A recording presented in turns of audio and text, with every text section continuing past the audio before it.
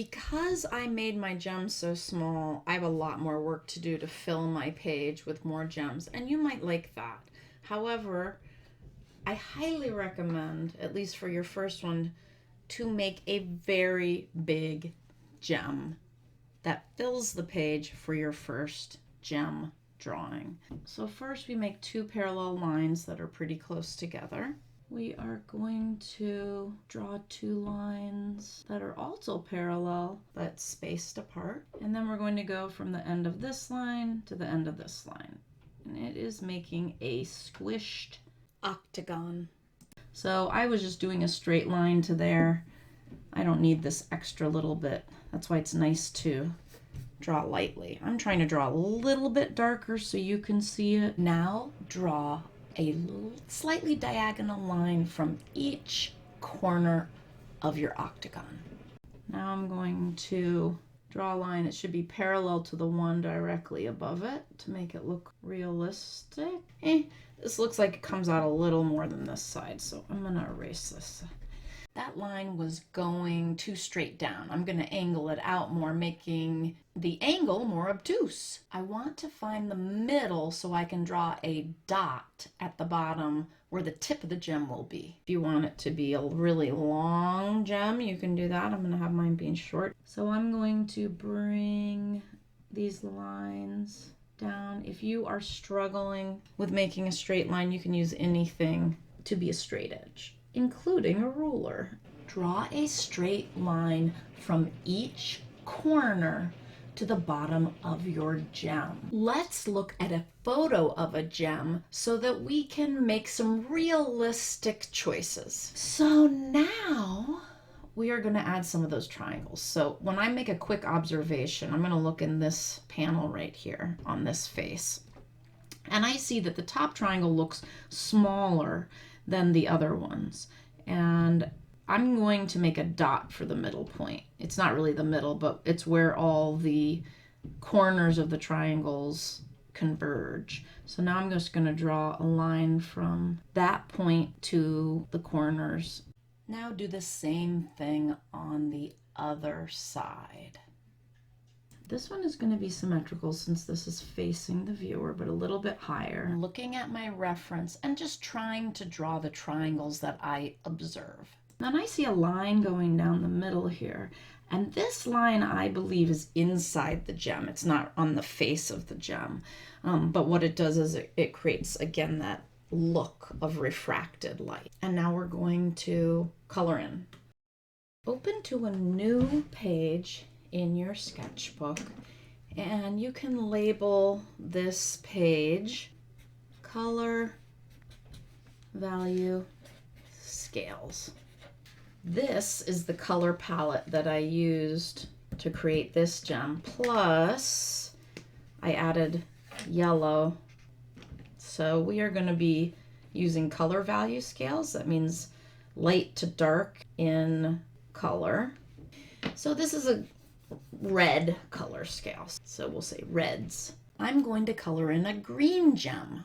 So I need a value scale in greens, but I need to test out these markers. I'll label it greens. So this is this color, that's darker. This is lighter than that. You're looking for different values of the same color. And if you can't find a lot of greens, if you're planning on coloring in a green gem, so you can choose green, and then you can also look at the colors that are next to green on the color wheel. So let's identify the two colors that are next to green on the color wheel. That's right, yellow and blue. So you can pick yellows, greens, and blues to make a green value scale. Definitely need yellow.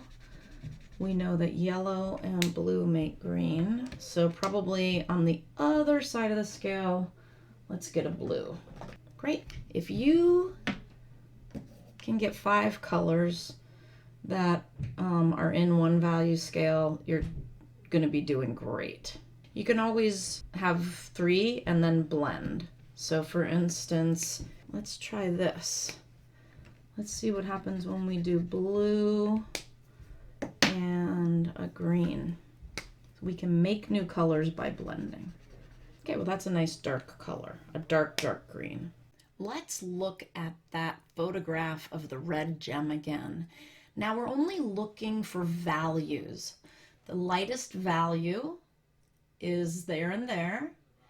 I'm going to use yellow since that's my lightest value. I think that one's pretty light too. I'm looking carefully to see. Now I'm going to go to the second lightest value. And one of the important things when you're coloring in your triangles is that you cannot put the same color next to each other. But if you do that by accident, there's a solution. You can just use another marker to shade in one of the triangles, like I'm going to do right here. Let's see if yellow will lighten up the bottom triangle. Well, I think it worked pretty well. And I see sort of a glint of yellow on the side. I think that looks pretty realistic. Maybe I'll darken the top one. Yeah, they look different enough. The values are different enough. So let's go to a little bit of a darker green and get some of those triangles colored in. My gem is very small, so that's why that line is a little wiggly, a little bit hard to color in. I do recommend drawing a bigger gem like I did at the start of this tutorial. But you can also do a whole bunch of tiny ones. Not too tiny though. They should be definitely bigger than a quarter. Otherwise, it will be very hard to color all those shapes in. Let's add our darkest value, which happens to be blue, but we can change the blue by blending another color on top of it to make it a very, very dark green. First, check it out. You might like whatever colors that you have, but you can always adjust. I decided to add a layer of green on top of the blue, which made it the very darkest value in my value range here.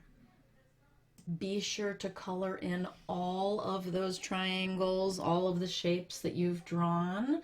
As we know, a finished artwork looks finished because we have taken care with inch of the paper. And as we can see, there's a whole lot of inches that still needs some attention on this drawing. Don't forget to subscribe and click that bell. And have fun arting.